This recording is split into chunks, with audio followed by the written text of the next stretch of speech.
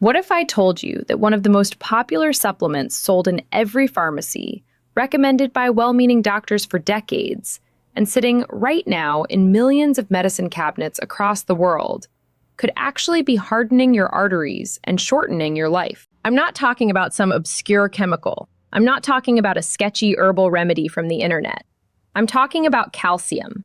Yes, the supplement your doctor may have told you to take for strong bones. The one your mother probably takes every morning. The one that has been marketed as the foundation of healthy aging. And before you close this video, I want you to hear me out, because what I'm about to share with you has been backed by large-scale clinical studies, and it changed the way I look at cardiovascular disease forever. I'm Dr. Camilia Torres, and welcome to Senior Decode, where we break down complex medical science into plain language so that you can make smarter decisions about your health after 50. Let's get into it. Early in my career, I began noticing something that didn't quite add up. My patients with coronary artery disease, the ones with blocked arteries, the ones who needed stents and bypass surgeries, they weren't just coming in with heart problems. They were coming in with a whole collection of problems. Many of them had type 2 diabetes. Many had high blood pressure. A significant number were overweight. But here's what really caught my attention. They also had bad teeth, poor gum health, and signs of osteoporosis. Their bones were becoming fragile at the same time their arteries were becoming stiff and calcified. Why would a weakening skeleton and clogged arteries happen together? Then I noticed something else. Nearly all of these patients had been told at some point to take calcium supplements to protect their bones, their teeth, their joints. And yet here they were with accelerating cardiovascular disease. I started asking, is this a coincidence or is there a connection? So I did what any doctor obsessed with finding answers does. I went deep into the research. And what I found was both alarming and, honestly, a little bit infuriating. Because the answer had been there in the literature for years, and very few people were talking about it publicly. Here's the core problem in simple terms. Calcium is ending up in the wrong places. It's leaving your bones, the place where you desperately want it, and depositing itself into your arteries, your joints, your heart valves, and your soft tissues. Places where calcium absolutely does not belong. And taking more calcium supplements? In many cases, it only makes the problem worse. Now, I want to give you some real numbers here because this is where it gets serious. The Women's Health Initiative, one of the largest and most comprehensive women's health studies ever conducted in the United States, found that women who supplemented with just 1 gram of elemental calcium per day had a 15 to 22% increase in overall mortality. That's not a small number.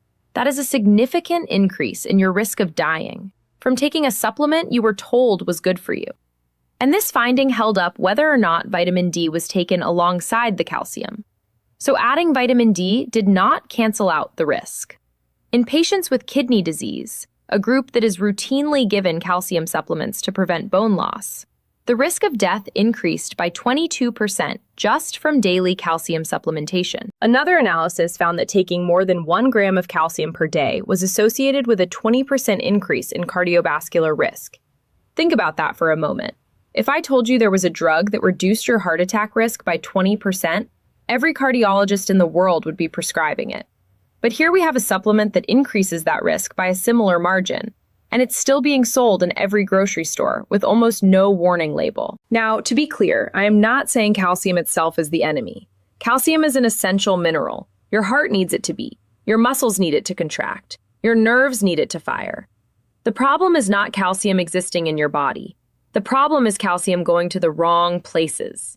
And to understand why that happens, we need to talk about something most people have never heard of. Here's the question that took me years to fully answer. What controls where calcium goes in the body? The answer is a vitamin so overlooked, so underappreciated, and so rarely discussed in mainstream medicine that most people have literally never heard of it. Vitamin K2. Now, you've probably heard of vitamin K. Most people associate it with blood clotting. That's actually vitamin K1, and yes, it plays a critical role in helping your blood form clots when you're bleeding. But vitamin K2 is an entirely different molecule with an entirely different job, and it may be one of the most important nutrients for cardiovascular health in older adults. Here's how it works, and I want to make this as simple as possible. Inside your body, there are specialized proteins that act like traffic controllers for calcium. Two of the most important ones are called osteocalcin, found in your bones, and matrix GLA protein, or MGP, found in the walls of your blood vessels. Osteocalcin's job is to grab calcium from the bloodstream and pull it into the bones, keeping your bones dense and strong. Matrix GLA protein's job is to grab calcium from the soft tissues, especially your artery walls, and move it out, preventing dangerous calcium deposits from forming. But here's the critical detail. Both of these proteins are completely useless without vitamin K2. Vitamin K2 is what activates these proteins. Think of it like a key that turns on a machine. Without the key, the machine just sits there doing nothing. Without vitamin K2, your calcium traffic controllers are inactive, and calcium is free to drift wherever it wants, which unfortunately tends to be your artery walls, your heart valves, and your joints. So when vitamin K2 is deficient in your body, two terrible things happen simultaneously. 1. Calcium leaves your bones unchecked, contributing to osteoporosis and fractures. 2. Calcium accumulates in your arteries and soft tissues, hardening them, reducing flexibility, and dramatically increasing your risk of heart attack and stroke. Does this remind you of what I was seeing in my patients? Weak bones and calcified arteries at the same time. This is why. It was never really about two separate diseases. It was about one underlying deficiency driving both problems at once. Now you might be wondering, if vitamin K2 is so important, why are so many people deficient in it? This is where the story gets even more interesting and a little bit uncomfortable, because the answer points directly at some of the dietary advice we've been given for the past 40 years. Vitamin K2 is a fat-soluble vitamin. This means your body can only absorb it when fat is present. No fat in the diet, no absorption of vitamin K2. Simple as that. For the past 4 decades, we have been living in the era of the low-fat diet. Low-fat milk, low-fat yogurt, fat-free dressings, reduced fat everything. We were told fat was the enemy. Fat caused heart disease. Fat was making us sick. And what happened? The epidemic of heart disease and osteoporosis continued. And we now know that stripping fat from the diet also stripped people of their ability to absorb critical fat-soluble vitamins. Vitamins A, D, E, and K. So that's one part of the puzzle. The second part has to do with the quality of our food supply. Vitamin K2 is naturally found in animal products, meat, eggs, and dairy, but only when those animals were raised in a natural way, eating what they were supposed to eat. Grass-fed cows that roam on pasture produce dairy rich in vitamin K2. Chickens that forage outside and eat insects and plants lay eggs rich in vitamin K2. But most modern livestock are raised on grain-based feeds indoors. And grain does not produce vitamin K2 in animals. So the eggs and meat and dairy that most of us eat today contain a fraction of the vitamin K2 that the same foods contained a century ago. The food looks the same. The nutrition label might look similar, but the K2 content is largely gone. And the third and most fascinating source of vitamin K2? Fermented foods. When bacteria ferment foods, whether it's natto, a Japanese fermented soybean dish, aged cheeses, fermented vegetables, or certain types of yogurt, they produce vitamin K2. The specific form found in fermented foods, called MK7, is actually the most biologically active and longest-lasting form of vitamin K2 in the body. Natto, in particular, contains extraordinarily high levels of MK7.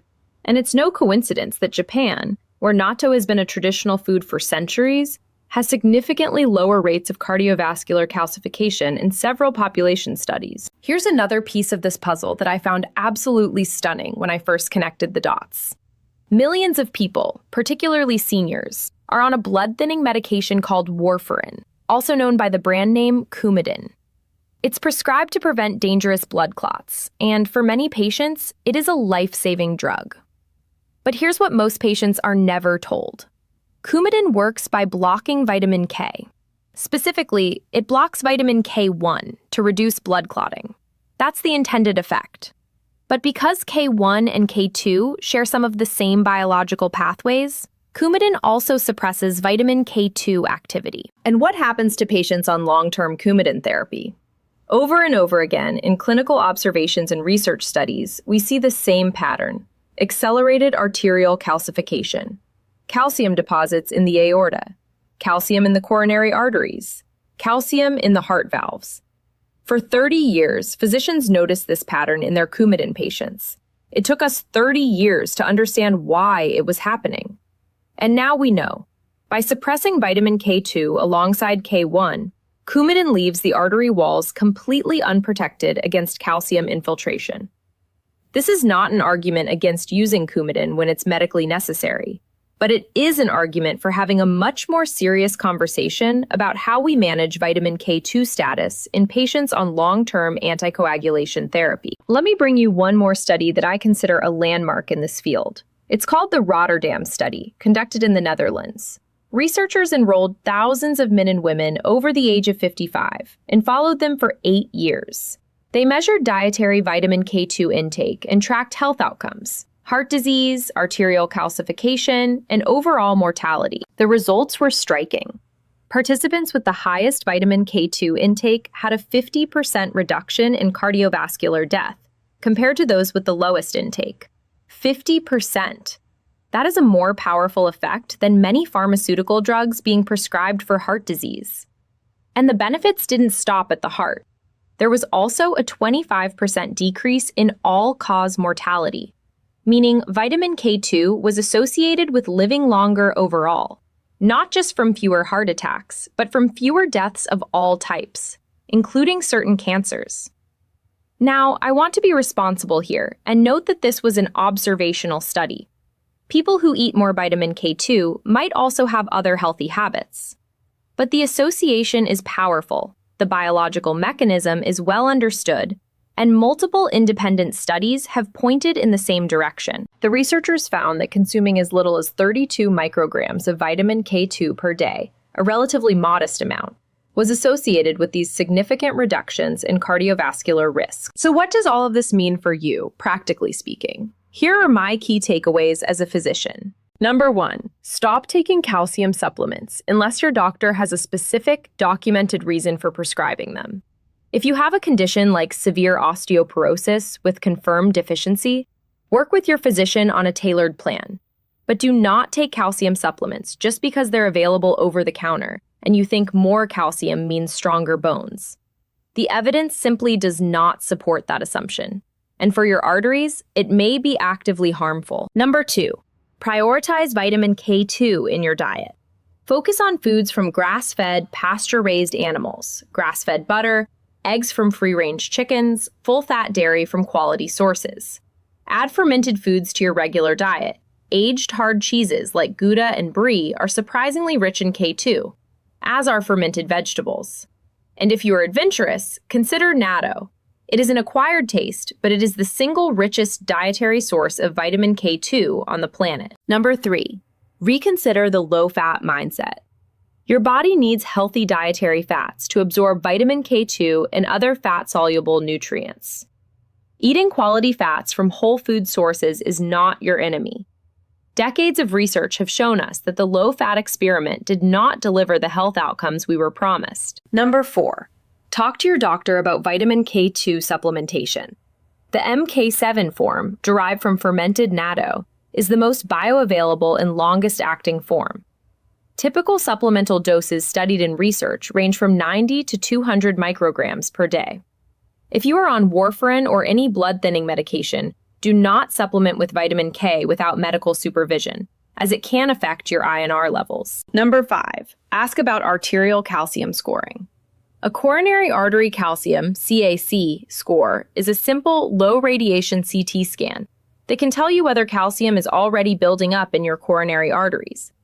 It's one of the most powerful predictors of future cardiovascular events, and knowing your score early gives you time to act. Here's the big picture takeaway I want to leave you with today. The calcium crisis in our aging population is not simply about having too much or too little calcium. It is about calcium being in the wrong places, stripped from bones that need it, and deposited in arteries that absolutely don't. Vitamin K2 is the missing traffic controller. It's the key that activates the proteins responsible for putting calcium where it belongs and keeping it out of where it doesn't. And decades of dietary changes, low-fat foods, industrially farmed animal products, the disappearance of traditional fermented foods from our tables, have quietly robbed so many of us of this essential nutrient. The good news? This is not a pharmaceutical problem. This is largely a food and lifestyle problem. And food and lifestyle problems can be addressed starting today. I'm Dr. Camilia Torres. Thank you so much for spending this time with me on Senior Decode. If this video opened your eyes to something you had never considered before, I want you to do 3 things right now. First, hit that like button. It genuinely helps this channel reach more seniors who need this information. Second, subscribe and ring the bell so you never miss a new episode. We publish new content every week on topics that matter most to your health after 50. Third, and this is my favorite part, drop a comment below and tell me, where in the world are you watching from? I read every single comment, and I love seeing our global Senior Decode community. Whether you're watching from the United States, the UK, India, Canada, Australia, the Philippines, Nigeria, or anywhere else on this beautiful planet, let me know. Tell me your city, your country, and whether you or someone you love has been taking calcium supplements. Let's start the conversation, because that's what Senior Decode is about. Not just delivering information, but building a community where we figure out this health journey together. I'll see you in the next video. Take care of your heart, take care of your bones, and as always, decode your health one truth at a time.